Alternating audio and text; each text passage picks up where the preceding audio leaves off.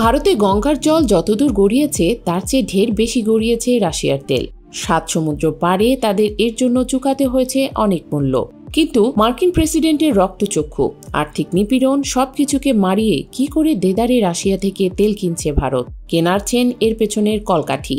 এমন সব প্রশ্নের উত্তরে জানা গেল এই আমদানির পেছনে রয়েছে এশিয়ার ধনী ব্যক্তি মুকেশ আম্বানির নেতৃত্বাধীন রিলায়েন্স ইন্ডাস্ট্রিজ।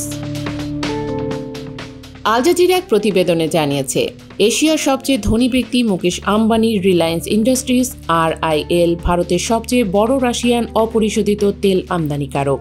আমস্টারডাম ভিত্তিক centre for research on energy and clean air CREA এর তথ্য অনুযায়ী 2021 সালে রিলায়েন্সের জামনগর রিফাইনারির মোট অপরিশোধিত তেল আমদানির মাত্র 3% ছিল রাশিয়ান তেল। 2025 সালে এটি বেড়ে গড়ে 50% পৌঁছেছে। 2025-এর প্রথম 7 মাসে জামনগর রিফাইনারি রাশিয়া থেকে 18.3 মিলিয়ন টন তেল আমদানি করেছে, যা গত বছরের তুলনায় 64% বেড়েছে এবং এর মূল্য $8.7 বিলিয়ন। তবে এই পরিমাণ 2024 সালের মোট আমদানির তুলনায় মাত্র 12% কম। ট্রাম্প 30 জুলাই তার ট্রুথ সোশ্যালে লিখেছেন, ভারত চীন রাশিয়ার বৃহত্তম এনার্জি ক্রেতা। এমন সময়ে যখন সবাই চায় রাশিয়া ইউক্রেনে হত্যা বন্ধ করুক, তিনি 6 আগস্ট একটি নির্বাহী আদেশে ভারতের ওপর 25% অতিরিক্ত শুল্ক আরোপ করেন, যা 21 দিন পর কার্যকর হয়ে মোট শুল্ক হয় 50%। মার্কিন ট্রেজারি সেক্রেটারি স্কট বেসেন্ট 19 আগস্ট CNBC-কে বলেন, ভারতের কিছু ধনী পরিবার এই আমদানির সবচেয়ে বড় সুবিধাভোগী।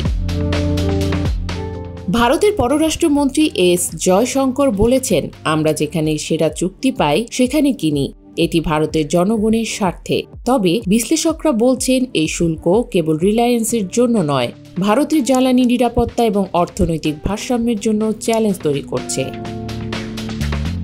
EU এর আসন্ন নিষেধাজ্ঞা এবং মার্কিন শুল্কের চাপে ভারতীয় রিফাইনারিগুলোকে তাদের রপ্তানি কৌশল পুনর্বিবেচনা করতে হবে।